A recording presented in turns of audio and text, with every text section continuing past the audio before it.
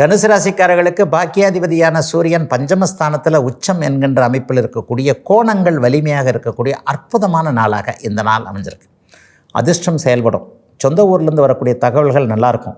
சிலருக்கு ஆன்மீக எண்ணங்கள் மிகப்பெரிய அளவில் கண்டிப்பாக இருக்கும். அப்பாவுடைய ஆதரவு இருக்கும். அப்பாவுடைய சொத்துக்களை அனுபவிக்க முடியாமல் இருந்தவர்களுக்கு அதிலிருந்த வில்லங்கங்கள் விலகக்கூடிய தன்மை, சித்தப்பா பெரியப்பா மக்கள்கிட்ட சண்டை சச்சரவுகள் போட்டிருந்தவங்களுக்கு ஒரு சுமூகமான தீர்வுகள், இவையெல்லாம் ஒரு 4 வார காலத்திற்குள் கிடைக்கக்கூடிய அருமையான நாளாக இந்த நாள் அமைஞ்சிருக்கு.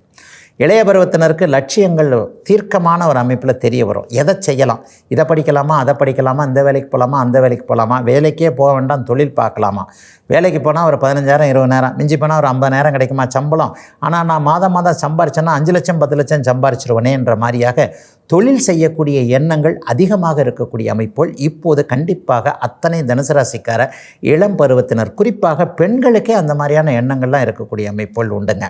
பெண் குழந்தைகள் எல்லாம் பெரிய அளவில் நல்ல லட்சியத்தை கொண்டு தன்னுடைய மன வாழ்க்கையும் நன்றாக இருக்கும் என்பதற்கான சில நம்பிக்கை அடிப்படை உணர்வுகளை உணரக்கூடிய நாளாக அமைஞ்சிருக்குங்க.